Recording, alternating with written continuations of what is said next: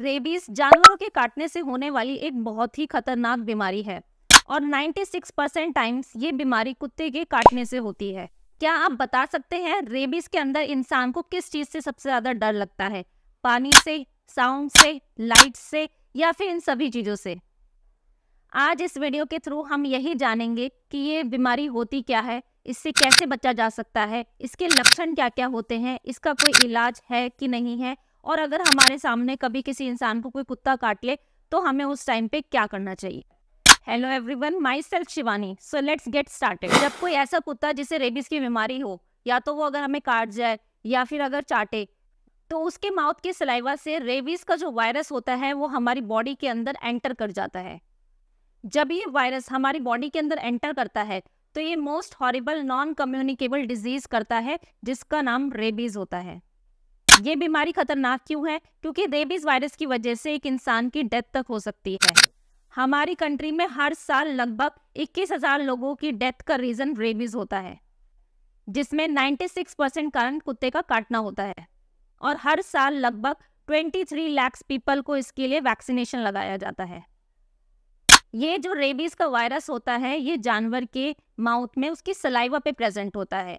तो जब कोई जानवर किसी भी पर्सन को काटता है तो ये वायरस उसकी बॉडी में चला जाता है। तो क्या सिर्फ रेबीज कुत्ते के काटने से होता है? तो इसका जवाब है नहीं। रेबीज कॉमनली डॉग बाइट से होता है, लेकिन कोई भी वार्म ब्लडेड एनिमल की वजह से रेबीज हो सकता है, जैसे monkey, sheep, goat, cow, buffalo and rabbit.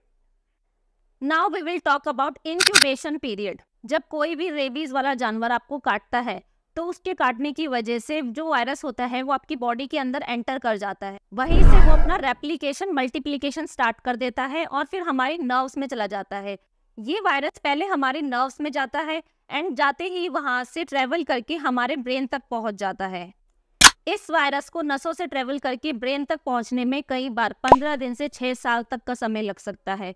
तो कई बार आपने देखा होगा कि किसी इंसान को सालों पहले किसी कुत्ते ने काटा था, लेकिन उसको अब जाके रेबीज डायग्नोस हुआ है। इस बीमारी का पता ही तब चलता है जब ये वायरस हमारे ब्रेन तक पहुंच जाता है। उससे पहले आपकी बॉडी के अंदर कोई ऐसे सिम्टम शो नहीं होते कि आपकी बॉडी के अंदर रेबीज हो चुका है। अर्ली फेज में जब डॉग बाइट होता है तो उस जगह पे दर्द, जलन या फिर रेडनेस हो सकती है, या फिर इसके अलावा headache, sore throat and fever तक हो सकता है। जब वायरस पूरी तरह ब्रेन को इन्वेड कर देता है तब उसके बाद ब्रेन से रिलेटेड सिम्टम्स देखने को मिलते हैं, जैसे कि tremors, seizures, excitement and violence.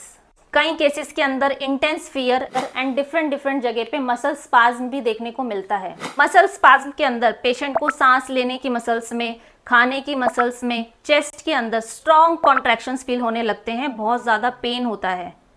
Patient को कई बार बहुत ज़्यादा एक्सट्रीम लेवल की थर्स्टनेस भी फील होती है, बहुत ज़्यादा प्यास लगती है, लेकिन कॉन्ट्रैक्शंस की वजह से, मसल स्पाज्म की वजह से वो पानी का इंटेक नहीं कर पाता।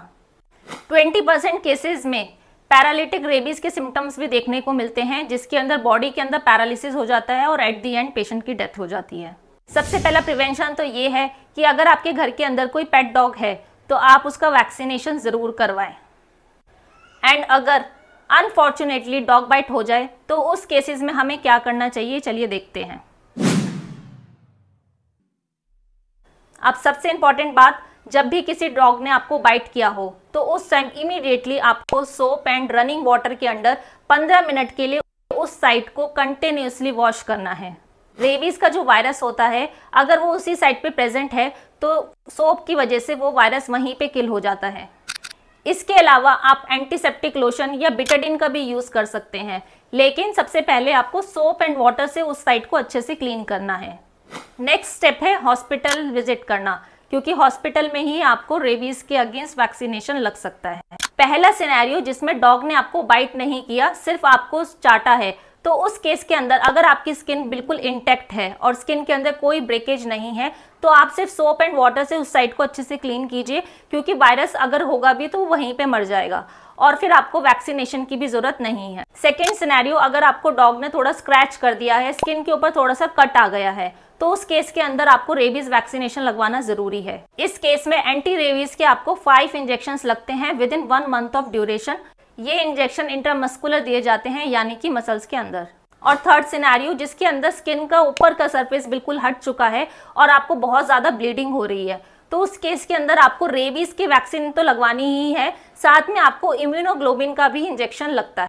और इन सब चीज़ों का डिसीजन डॉक्टर लेते हैं, तो इसलिए आपको डॉक्टर को विजिट करना है। वो आपकी साइट को देखकर बताएंगे कि आपको वैक्सीनेशन की ज़रूरत है कि नहीं है, या फिर सिर्फ रेबीज वैक्सीन की ज़रूरत है, या फिर वैक्सीन के साथ इम्यूनोग्लोबिन की भी ज़रूरत है। डॉग बाइट किस एरिया में हुआ है, ये भी एक बहुत ही इंपॉर्टेंट एस्पेक्ट है।